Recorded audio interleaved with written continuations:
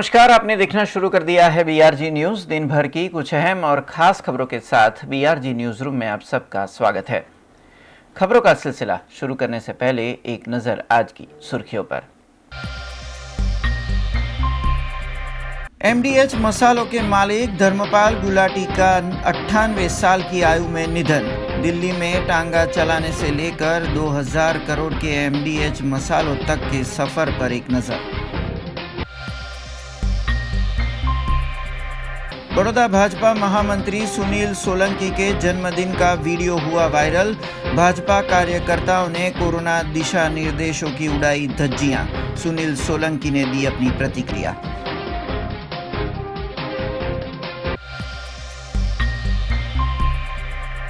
Baroda dairy के चुनाव की हलचल हुई तेज। भाजपा पैनल के उम्मीदवारों ने भरा अपना नामांकन। 28 दिसंबर को डाले जाएंगे वोट।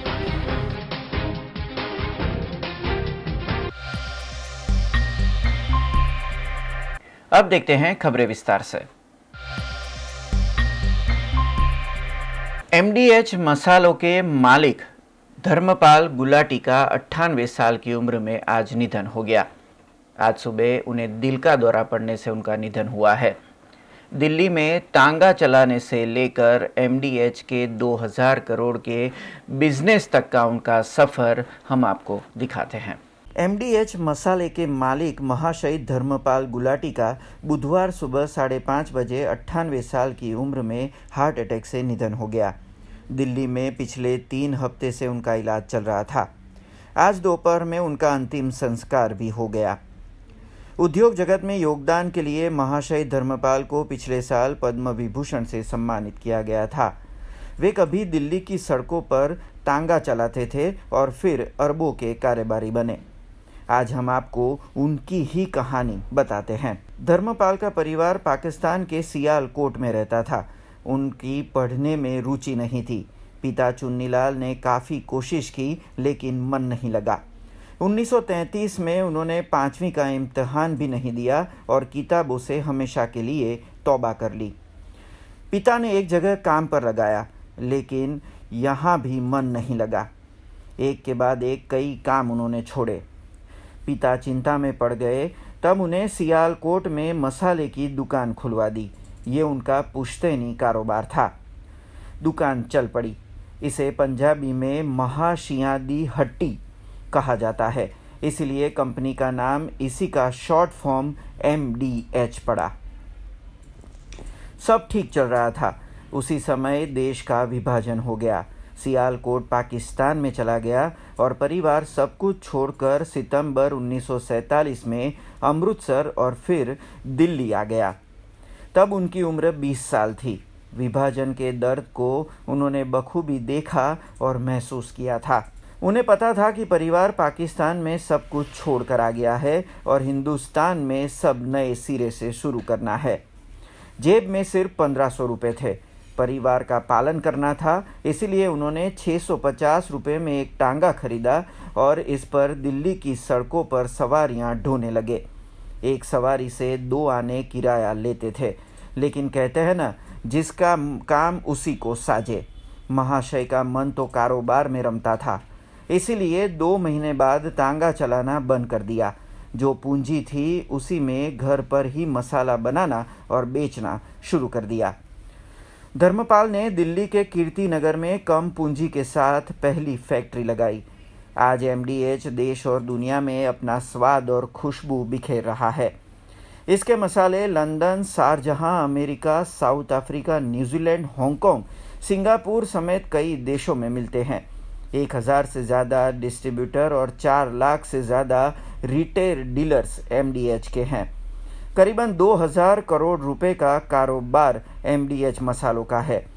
इस कंपनी के पास आधुनिक मशीनें हैं जिनसे एक दिन में 30 टन मसालों की पिसाई और पैकिंग की जाती है।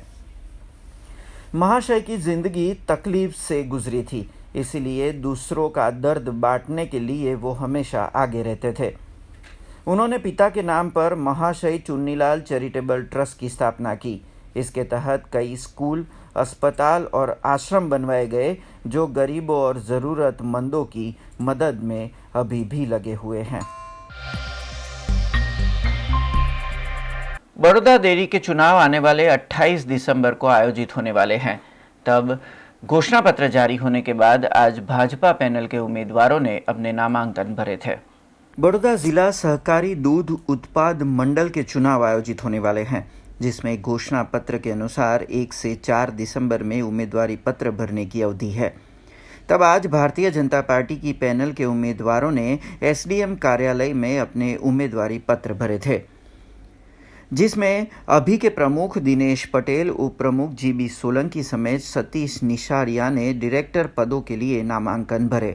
आपको बता दें, बड़ौदा डेयरी के चुनाव 28 दिसंबर को आयोजित होने वाले हैं, जबकि मतगणना 29 दिसंबर को होगी। कोरोना गाइडलाइन के पालन के तहत आयोजित होने वाले बड़ौदा डेयरी के चुनाव में किसकी जीत होगी, यह आने वाले 29 दिसंबर को पता चल जाएगा।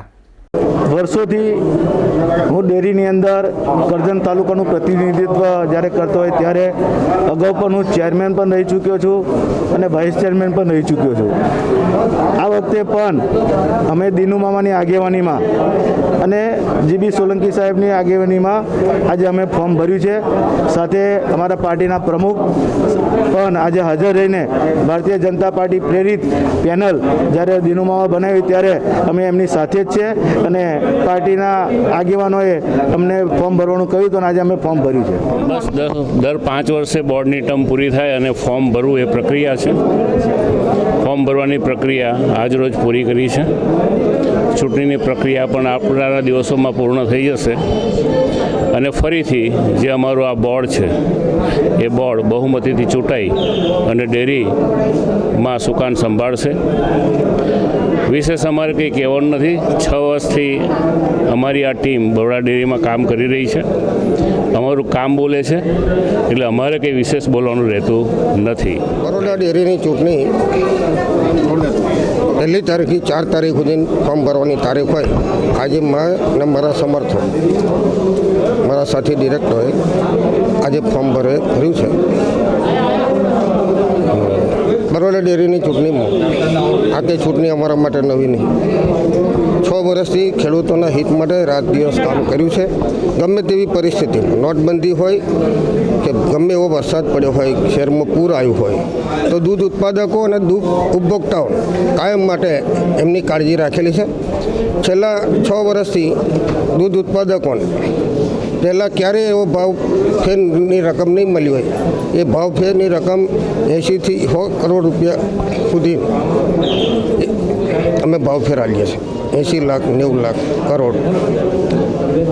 અને કારે પણ 6 વર્ષમાં અમારી સાથી ડિરેક્ટરોએ પણ ક્યારેય કોઈ કોમનો વિરોધ કર્યો હોય એવું મને યાદ નહીં। 3 વખત હું અને જીબી સોલંકી સરકાર પ્રમુખ ને ઉપપ્રમુખ અમે 3 ટર્મથી ડેરીમાં પ્રમુખ ને ઉપપ્રમુખ ચૂંટે છે। આવનારા દિવસોમાં 28 તારીખે આપણને બધાને કહીશ કે ફરી આજથી બોર્ડ મારું બનેલું છે। હું પ્રમુખ છું, જીબી સોલંકી ઉપપ્રમુખ। પાર્ટીની ગાઈડલાઈન પ્રમાણે કામ કરીએ છીએ અને ભારતીય જનતા પાર્ટીનું જે ડિરેક્ટરો છે એ બધાય અમારા વિશ્વાસને બાંધેલા છે। દૂધ ઉત્પાદકોના હિત માટે काम करिए से कायम करता रही। बड़ौदा जिला एमेच्योर एथलेटिक एसोसिएशन की ओर से आज स्नेह मिलन कार्यक्रम आयोजित किया गया, जिसमें बड़ौदा शहर के सहर्ष शाह का स्पोर्ट्स अथॉरिटी ऑफ इंडिया की ओर से राष्ट्रीय स्तरीय प्रशिक्षक के तौर पर नियुक्ति के चलते सम्मान किया गया था। बड़ौदा जिला एमेच्योर एथलेटिक एसोसिएशन की ओर से नए साल के स्लेम मिलन समारोह आयोजित किया गया था। गुजरात क्रीड़ा मंडल के कार्यालय में खेलकूद से जुड़ी संस्थाओं के प्रतिनिधि उपस्थित रहे थे। बड़ौदा के शहर शाह को टारगेट ओलंपिक पोडियम स्कीम के तहत स्पोर्ट्स अथॉरिटी ऑफ इंडिया की ओर से राष्ट्रीय स्तरीय प्रशिक्षक के तौर पर नियुक्त किया गया है। तब ये उपलब्धि पर इस स्नेह मिलन समारोह में शहर शाह का सम्मान किया गया था। कोरोना गाइडलाइन का पालन करते हुए बड़ौदा के खेलकूद एसोसिएशन समेत कई वय निवृत्त खिलाड़ी भी इस समारोह में मौजूद रहे थे। હું હમણાં સ્પોર્ટ્સ ઓથોરિટી ઓફ ઇન્ડિયાના ટોપ્સ સ્કીમ ચાલે છે, ટાર્ગેટ ઓલિમ્પિક પોડિયમ સ્કીમ। તો એ સ્કીમમાં હું as an athletics coach national team under 18 under 20 ટીમને હું હવે કોચિંગ આપવાનો છું। તો ત્યાં પટિયાલામાં હવે હું રહેવાનું શરૂ કરીશ મારું. કઈ રમતની કોચિંગ? હું એથ્લેટિક્સ 100 મીટર 200 મીટર દોડના જે અંડર 18 અને અંડર 20ના જે નેશનલ પ્લેયર્સ છે એ લોકોને હવે હું કોચિંગ આપીશ. ઇમ્યુનિટી વગર તો કોરોનાથી બચવું મુશ્કેલ જ છે, તો ઇમ્યુનિટી સ્ટ્રોંગ કરવા રમવું તો પડશે જ, ઘરની બહાર નીકળવું પડશે, પણ એટ ધ સેમ ટાઈમ તમે સોશિયલ ડિસ્ટન્સિંગ રાખો અને તમે સેનિટાઈઝ કરો અને જે પણ પ્રિકોશન્સ તમને કહેવામાં આવે છે એ ફોલો કરો તો तंदुरुस्त रहसो. बड़ौदा शहर में एक निजी संस्था के 3 साल पूरे होने पर समाज सेवा का कार्य किया गया, जिसमें गरीब परिवारों को निःशुल्क मास्क वितरित किए गए थे. बड़ौदा शहर की निजी संस्था के 3 साल पूरे होने पर आज समाज सेवा के जरिए इस दिन को मनाया गया था, जिसमें बड़ौदा के गरीब विस्तारों में करीबन 25,000 मास्क का निःशुल्क वितरण किया गया. कंपनी ने CSR एक्टिविटी के तहत ये समाज सेवा का कार्य किया था. कोरोना महामारी के समय में गरीब नागरिकों को संक्रमण से बचाव में मास्क की ज़रूरत पड़ती है. तब निजी संस्था ने मास्क को निःशुल्क वितरित करके गरीब आवासों में रहते नागरिकों की सेवा आज के दिन की थी.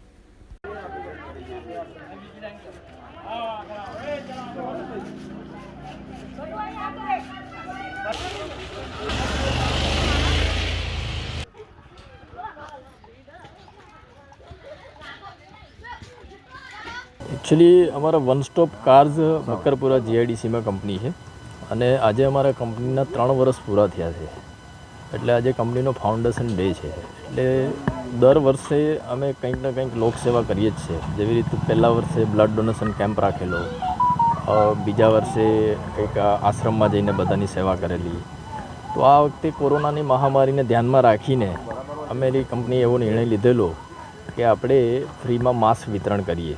કે જે લોકો ફાઇનાન્શિયલી કેપેબલ બધા સરખા ના હોય તો જે પણ કંઈ આપણાથી સેવા થાય એટલી સેવા આપણે કરીએ, એટલે ફ્રીમાં માસ્ક વિતરણ કરવાનો નિર્ણય લીધેલો છે. અત્યાર સુધીમાં આપણે 25,000 જેવા માસ્ક વિતરણ કરેલા છે અને આજે આખા દિવસે અમે લોકો એવો સંકલ્પ લીધેલો છે કે જેટલી પણ મેક્સિમમ સેવા થાય એટલું મેક્સિમમ જે સ્લમ એરિયા છે અને જે નાના વિસ્તાર છે કે જે આર્થિક રીતે સક્ષમ નથી એવા લોકોને માસ્કનું વિતરણ કરીએ કે જે લોકો આ મહામારીથી दूर रहे. राज्य में भाजपा नेता ही कोरोना संक्रमण के दिशा निर्देशों की धज्जियां उड़ाते हैं, ऐसी खबर बीते कई दिनों से लगातार आ रही है. उसी श्रृंखला में अभी बीते दिनों ही बड़ौदा शहर के महामंत्री बने सुनील सोलंकी का कल जन्मदिन था और कार्यकर्ता कोरोना भूलकर उनका जन्मदिन मनाने बैठ गए, जिसका वीडियो सामने आया. वीडियो सामने आने के बाद महामंत्री सुनील सोलंकी ने भी अपनी प्रतिक्रिया दी, जिसमें BRG न्यूज़ से उन्होंने खास बातचीत की. हाल ही में भाजपा के शहर महामंत्री बने सुनील सोलंकी का कल जन्मदिन था, जिसका एक वीडियो सामने आया है, जिसमें पूर्व मेयर सुनील सोलंकी के समर्थक कोरोना महामारी के दिशा निर्देशों का पालन पूरी तरह भूल चुके हैं, ये साफ साफ नजर आ रहा है. मास्क के बगैर बड़ी तादाद में कार्यकर्ताओं के साथ भाजपा महामंत्री सुनील सोलंकी केक काटते नजर आ रहे हैं. ये वीडियो सामने आने के बाद भाजपा शहर महामंत्री ने अपनी प्रतिक्रिया भी दी थी, जिसमें उन्होंने कोरोना संक्रमण के बचाव के निर्देशों का उल्लंघन उनके कार्यकर्ताओं की ओर से किया गया है, ये बात मानी है. वहीं कानून इस पे जो कार्यवाही करेगा उसमें पूरा सहयोग देने की भी बात सुनील सोलंकी की ओर से BRG न्यूज़ पर खास बातचीत में कही गई थी. गई काले मारो जन्मदिवस हतो. वडोदरा शहरनी अंदर कोरोनानी अंदर जे मृत्यु पामेला लोको छे એ લોકોના મૃત્યુના નિકાલની જે કાર્યવાહી કરવા સાથે જે પરિવારો જોડાયેલા છે, જે કર્મચારીઓ જોડાયેલા છે, એ લોકોનો ઉત્સાહ વધારવા માટે મારા પરિવાર સાથે અમે સ્મશાનમાં ગયા હતા.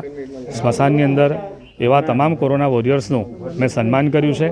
હું પાર્ટીના કાર્યાલય બેસતો હોઉં છું. કાર્યાલયની અંદર કાર્યકર્તાઓએ ઉન્માદની અંદર આવીને જો કદાચ કોઈ ટોળું ભેગું કર્યું હશે અને ભૂલ કરી હશે તો એની માટે હું ખેદ વ્યક્ત કરું છું. આ પ્રકારની પ્રક્રિયા બનવી ના જોઈએ એવું સ્પષ્ટ માનું છું. ગુજરાત હાઈકોર્ટ, સુપ્રીમ કોર્ટ અને ગુજરાત સરકાર જે પ્રકારની કોરોના માટેની ગાઈડલાઇન્સ બહાર પાડી છે તેના નીતિ નિયમો પ્રજા માટે પણ સરખા છે અને પાર્ટીના કાર્યકર્તાઓ માટે પણ સરખા છે, એ પણ હું ચોક્કસપણે કહું છું. અમારા કાર્યકર્તાઓની સાથે જે શુભેચ્છકો આવીને ઊભા થઈ ગયા છે એ ચોક્કસ આવું બીજી વાર ના થવું જોઈએ એની સૂચના મેં ગઈકાલે રાતથી જ આપી દીધી છે અને આવા કોઈ જ કાર્યક્રમ થવા ના જોઈએ, આવી કોઈ જ ભીડ થવી ના જોઈએ એ માટેની સૂચના મેં આપી છે. જે પ્રજાને જે પ્રકારની દંડની જોગવાઈ છે એ જોગવાઈની અંદર જો આ કાર્યકર્તાઓએ ભૂલ કરી હશે તો એ લોકોને પણ એ જોગવાઈ લાગુ પડે છે. खबरों का सिलसिला यूं ही जारी रहेगा, पर उससे पहले लेंगे कमर्शियल ब्रेक, तो देखते रहिए BRG न्यूज. BRG ग्रुप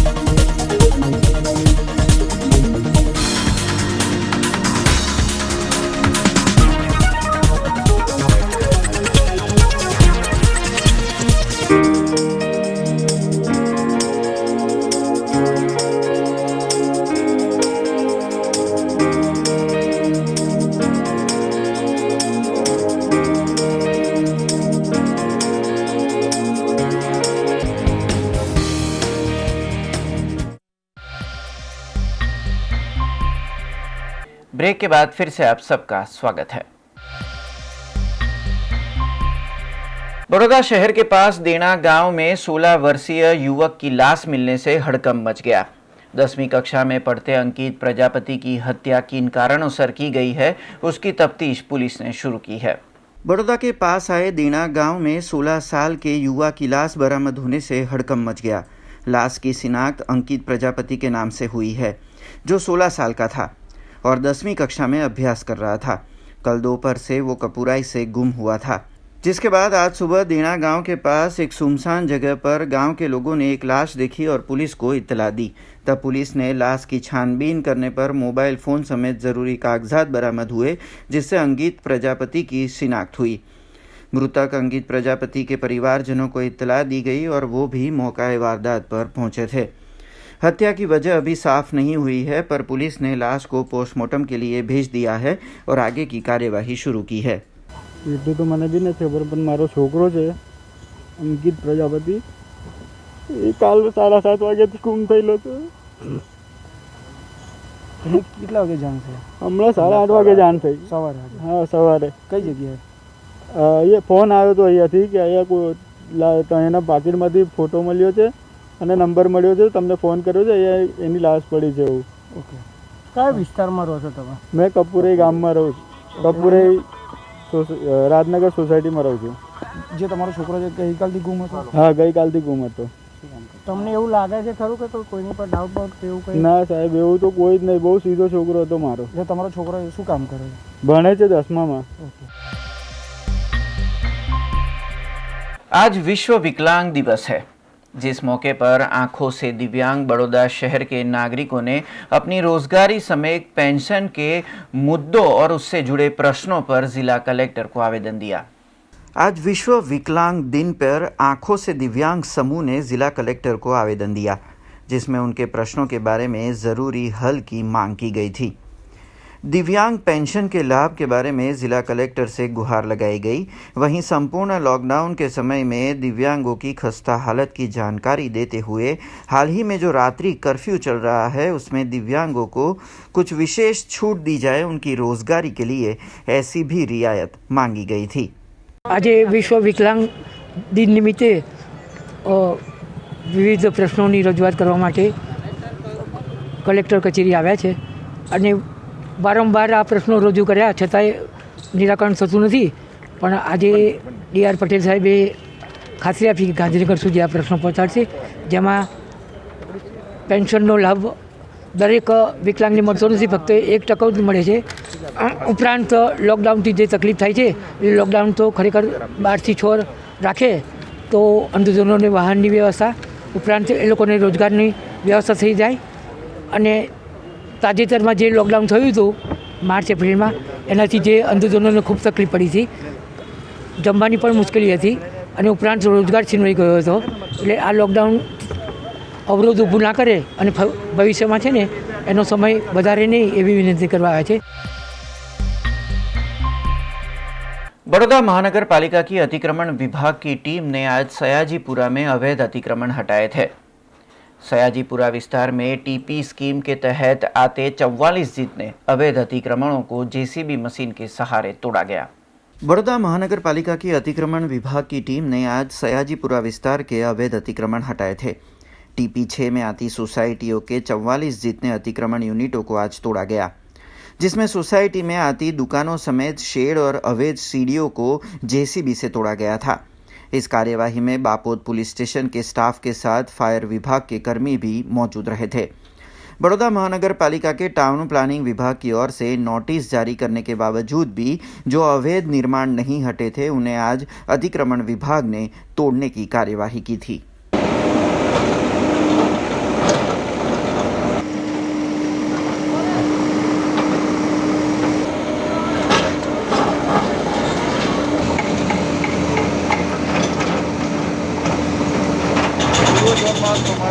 વહીવટી વોર્ડ નંબર 9 ના વિસ્તારમાં આવેલ બાપા સીતારામનગર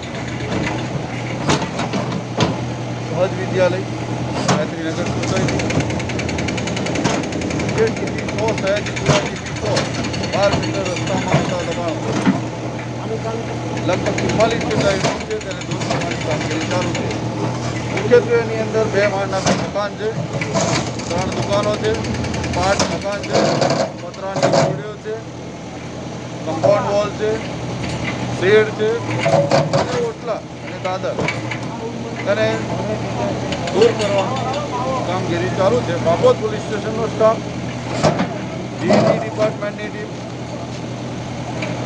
ફાયર ડિપાર્ટમેન્ટની ટીમ, સ્ટ્રીટ લાઇટ, મેડિકલ ડિપાર્ટમેન્ટની ટીમ અને ટીપી ડિપાર્ટમેન્ટના જમીન મિલકત અમલદાર શ્રી ટીપી દિલીપ ઉપાધ્યાયજી અને તેમનો સર્વેનો સ્ટાફ દબાણ શાખાનો સ્ટાફ સાથે રાખી ટીપી 12 મીટર ટીપી રસ્તામાં આવતા દબાણો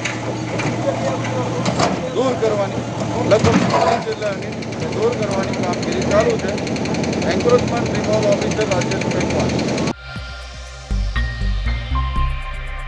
Shriji medical relief and charitable trust की ओर से आज मेडिकल क्षेत्र में सेवा का कार्य किया गया, जिसमें मेडिकल कर्मी आसानी से मरीजों का टेम्परेचर नाप सके, इस हेतु से थर्मोमीटर दिए गए। Shreeji medical relief and charitable trust की ओर से इस कोरोना काल में बड़ौदा में मेडिकल क्षेत्र में समाज सेवा का कार्य किया गया, जिसमें ट्रस्ट ने बड़ौदा में हेल्पिंग हैंड संस्था की मदद से थर्मोमीटर का दान किया। मुस्लिम मेडिकल ट्रस्ट के साथ जुड़े ग्राम्य विस्तार के मेडिकल कर्मियों और अस्पतालों में ये थर्मोमीटर दिए गए थे, जिससे मरीजों के टेम्परेचर नापने की सुविधा हर एक मेडिकल कर्मी को प्राप्त हो सके। Shreeji medical relief and charitable trust ने आज ये समाज सेवा का कार्य किया। मारू नाम महेंद्र वसाणी है। Mumbai Shreeji medical relief and charitable ट्रस्टनो हूँ ट्रस्टी छूँ, चेरमेन छूँ। हाल में दरेक जगह कोरोनानी जे हाल है ए हालत जोता समाजना अनेक ट्रस्टीओए, समाजनी अनेक सामाजिक संस्थाओए तथा समाजना अनेक डॉक्टरोए पोतानी हॉस्पिटल ने खास करीने कोरोना दर्दीओने सारवार माटे पोतानी जनरल हॉस्पिटल ने तेमा परिवर्तित करी। खरेखर आ एक बहुत सराहनीय काम है। अने आजे थोड़ीक सेवानो लाभ में एमनो लीधो कि एमने अमुक थर्मामीटरो आप्या અને જરૂરિયાતમંદને ગામડે ગામડે કે જ્યાં પણ હોસ્પિટલોમાં કોરોનાની, કારણ કે આજે દરેક જગ્યાએ જો કોરોનાની 400-500 બેડની હોસ્પિટલ હોય છે, ત્યાં આ જરૂરિયાત છે, તો આ જવાબદારી સલાઉદ્દીનભાઈ શેખે સ્વીકારી લીધી, માટે એમનો પણ હું ખૂબ ખૂબ આભારી છું। અને ખાસ કરીને આ સર્વ દાતાઓનો, સર્વ કાર્યકર્તાઓનો અને આપ સર્વનો આભારી છું कि हमने तमे आ सेवा करवानो मौको पण आपो छो। खबरों का सिलसिला खत्म करने से पहले एक नजर आज की खास खबरों पे। एमडीएच मसालों के मालिक धर्मपाल गुलाटी का 98 साल की आयु में निधन। दिल्ली में टांगा चलाने से लेकर 2000 करोड़ के एमडीएच मसालों तक के सफर पर एक नजर। बड़ौदा भाजपा महामंत्री सुनील सोलंकी के जन्मदिन का वीडियो हुआ वायरल। भाजपा कार्यकर्ताओं ने कोरोना दिशा निर्देशों की उड़ाई धज्जियां। सुनील सोलंकी ने दी अपनी प्रतिक्रिया।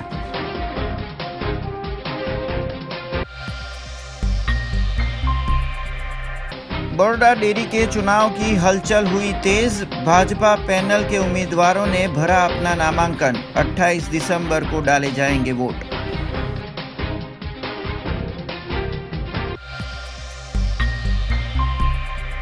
ये थी अब तक की खबरें। कल नई खबरों के साथ फिर से उपस्थित होंगे। तब तक BRG न्यूज की पूरी टीम को इजाजत दीजिए। नमस्कार।